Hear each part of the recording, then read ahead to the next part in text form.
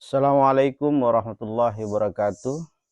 Kita hari ini akan membacakan adab bersih dan menguap, adab bersin dan menguap ya. Abu Hurairah radhiyallahu anhu berkata bahwa Rasulullah Shallallahu alaihi wasallam bersabda, sesungguhnya Allah menyukai bersin yang membenci menguap dan membenci menguap. Apabila seseorang di antara kamu bersin dan memuji Allah Ta'ala, maka setiap muslim yang mendengarnya harus mengucapkan kepadanya, Yarhamukallah, Yarhamukallah. Semoga Allah merahmatimu. Sedangkan menguap itu sendiri setan. Karenanya apabila seorang di antara kamu menguap, maka hendaklah menahannya sesemampunya. Sebab apabila seorang di antara kamu menguap, maka setan menertawakannya. Hadis riwayat Bukhari. Pelajaran. Efek positif yang ditimbulkan oleh bersin adalah badan menjadi segar dan lebih ringan disebabkan tidak berlebihan dalam makan sehingga mengakibatkan kekenyangan. Sedangkan efek negatif yang ditimbulkan oleh menguap adalah badan menjadi berat serta menimbulkan kemalasan sebagai akibat terlalu banyak makan. Anjuran untuk bersyukur kepada Allah Ta'ala setelah bersin atas nikmat besar tersebut, karena bersin dapat mengusir kelembaban, mengaktifkan otak, serta menolak penyakit, sehingga dapat menyehatkan seluruh anggota badan. Hukum menjawab orang yang bersin dengan Yarhamukallah adalah fardu kifayah bagi yang mendengarnya. Apabila semua orang yang mendengarnya menjawab, maka hal itu sangat baik. Sebagian pengikut Imam Malik berpendapat bahwa hukum menjawab bersin orang yang mengucapkan hamdalah adalah wajib bagi semua orang yang mendengarnya. Anjuran untuk mencegah menguap dan menutup mulut atau menutupnya dengan tangan. Menjauhi semua perbuatan buruk yang disenangi oleh setan. Abu Hurairah radhiyallahu anhu berkata bahwa Nabi Shallallahu alaihi wasallam bersabda, apabila seorang di antara kamu bersin, hendaklah mengucapkan alhamdulillah. Kemudian saudara atau temannya menjawab dengan ya yarhamukallah. Jika ada yang mengucapkan yarhamukallah, maka yang bersin mengucapkan yahdikumullahu wa yusillu balakum. Semoga Allah memberimu petunjuk dan memperbaiki keadaanmu. Hadis riwayat Bukhari. Pelajaran. Disunahkan bagi orang yang bersin untuk mengucapkan alhamdulillah, dan orang yang mendengar hamdalah itu menjawab dengan yarhamukallah. Kemudian orang yang bersin menjawab dengan yahdikumullahu wa yuslihu balakum.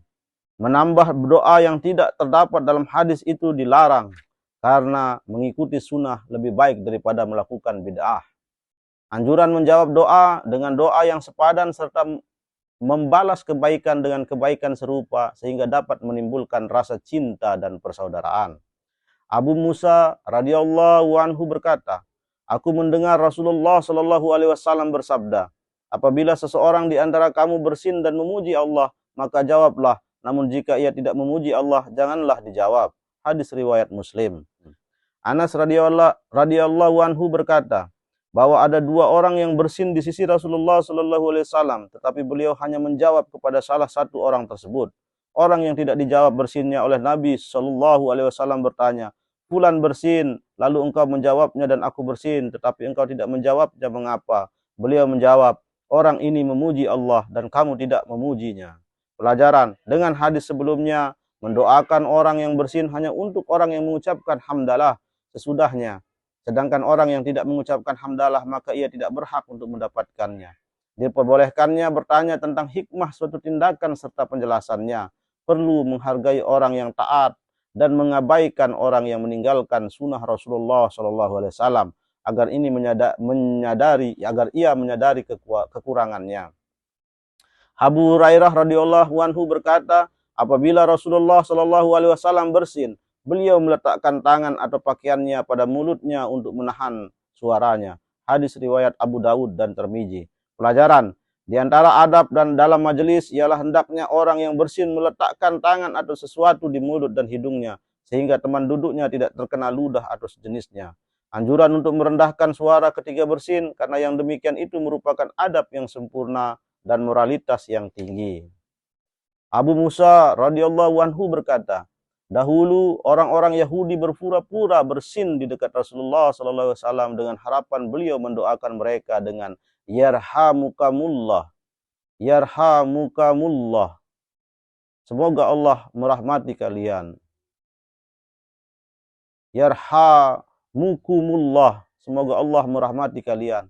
Tetapi beliau mendoakan mereka dengan yahdikumullahu wa yuslihu balakum. Hadis riwayat Abu Dawud dan Tirmizi. Pelajaran, non-muslim tidak boleh didoakan mendapat rahmat. Diperbolehkannya mendoakan non-muslim agar mereka mendapat petunjuk dan memperbaiki dirinya dari kekufuran. Orang-orang ahli kitab Yahudi dan Nasrani mengakui kenabian Muhammad SAW dan kebenaran risalahnya di dalam hati. Akan tetapi kesombongannya lah yang membuat mereka tidak mau mengatakannya. Abu Sa'id Al-Khudri berkata bahwa Rasulullah SAW bersabda, apabila seorang di antara kamu menguap, hendaklah ia menutup mulutnya dengan tangannya, sebab jika tidak, setan masuk ke mulutnya. Hadis riwayat Muslim. Pelajaran, anjuran untuk meletakkan tangan di mulut ketika menguap untuk mencegah setan mencapai tujuannya. Kewajiban melaksanakan adab Islam dalam segala keadaan, karena hal itu merupakan bukti kesempurnaan akhlak.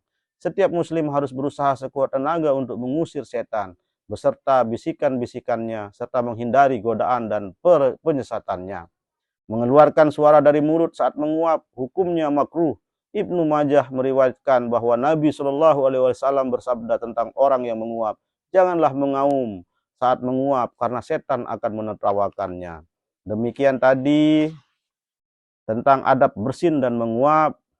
Semoga bermanfaat, dan di video selanjutnya kita akan mencoba membacakan tentang berjabat tangan dan menunjukkan wajah berseri saat bertemu orang lain.